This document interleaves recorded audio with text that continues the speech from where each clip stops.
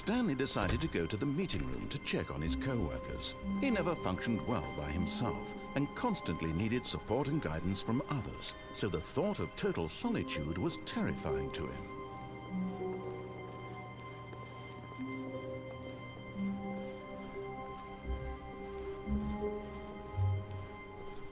When Stanley came to a set of 2 open doors, he entered the door on his left.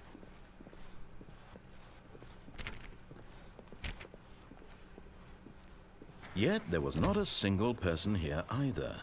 Feeling a wave of disbelief, Stanley decided to go up to his boss's. Coming to a staircase, Stanley walked upstairs to his boss's office.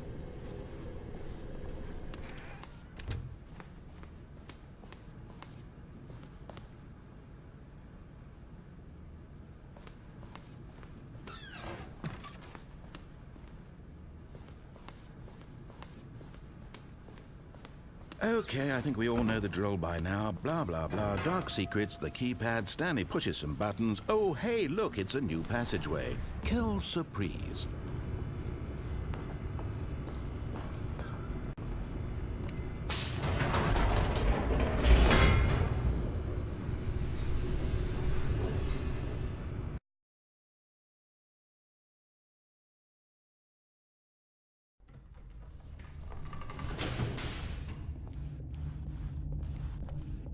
Stanley walked straight ahead through the large door that read Mind Control Facility.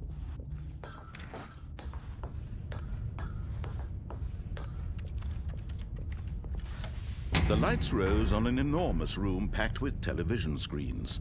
What horrible secret did this place hold? Stanley thought to himself. Did he have the strength to find out?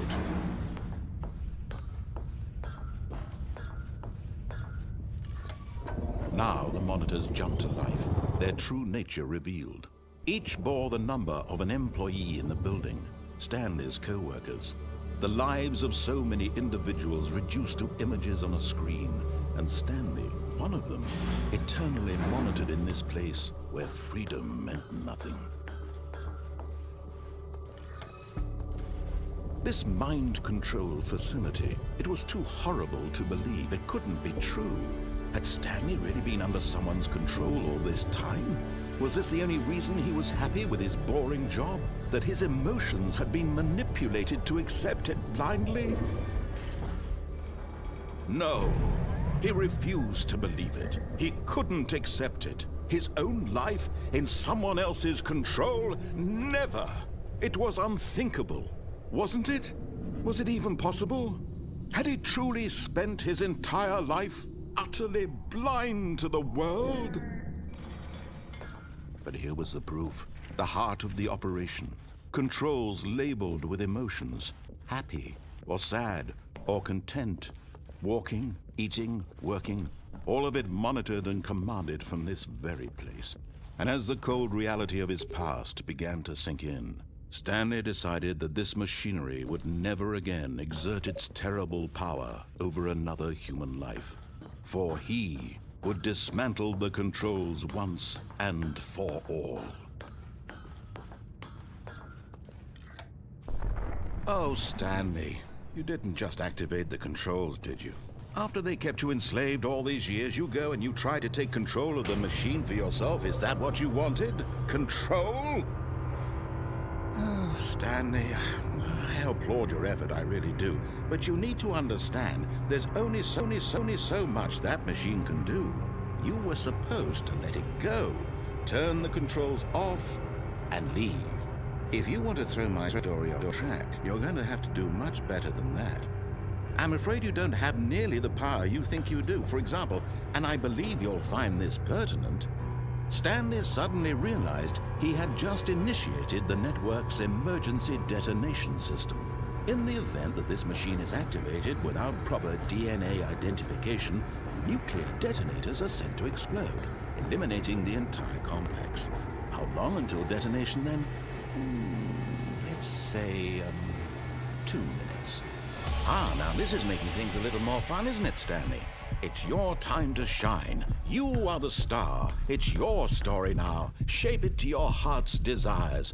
Oh, this is much better than what I had in mind. What a shame we have so little time left to enjoy it. Mere moments until the bomb goes off. But what precious moments each one of them is. More time to talk about you, about me, where we're going, what all this means. I barely know where to start. What's that? You'd like to know where your co-workers are? A moment of solace before you're obliterated? All right, I'm in a good mood. You're gonna die anyway. I'll tell you exactly what happened to them. I erased them.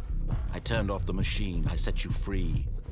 Of course, that was merely in this instance of the story. Sometimes when I tell it, I simply let you sit there in your office forever, pushing buttons endlessly and then dying alone. Other times, I let the office sink into the ground, swallowing everyone inside, or I let it burn to a crisp. I have to say this, though, this version of events has been rather amusing. Watching you try to make sense of everything and take back the control wrested away from you, it's quite rich. I almost hate to see it go. But I'm sure whatever I come up with on the next go-around will be even better. My goodness, only 34 seconds left. But I'm enjoying this so much. You know what? To hell with it. I'm going to put some extra time on the clock. Why not?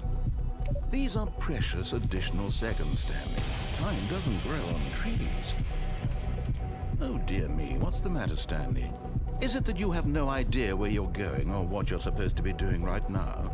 Or did you just assume when you saw that timer that something in this room was capable of turning it off? I mean, look at you. Running from button to button, screen to screen, clicking on every little thing in this room. These numbered buttons, no, these colored ones, or maybe this big red button, or this door. Everything, anything, something here will save me.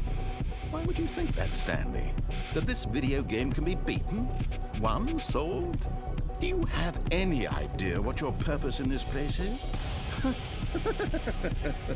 Stanley, you're in for quite a disappointment. But here's a spoiler for you. That timer isn't a catalyst to keep the action moving along. It's just seconds ticking away to your death. You're only still playing instead of watching a cutscene because I want to watch you for every moment that you're powerless, to see you made humble. This is not a challenge, it's a tragedy. You wanted to control this world, that's fine. But I'm going to destroy it first, so you can't. Take a look at the clock, Stanley. That's 30 seconds you have left to struggle. 30 seconds until a big boom and then nothing. No ending here, just you being blown to pieces. Will you cling desperately to your frail life, or will you let it go peacefully? Another choice. Make it count, or don't. It's all the same to me, all a part of the joke. And believe me, I will be laughing at every second of your inevitable life from the moment we fade in until the moment I say, happily ever after.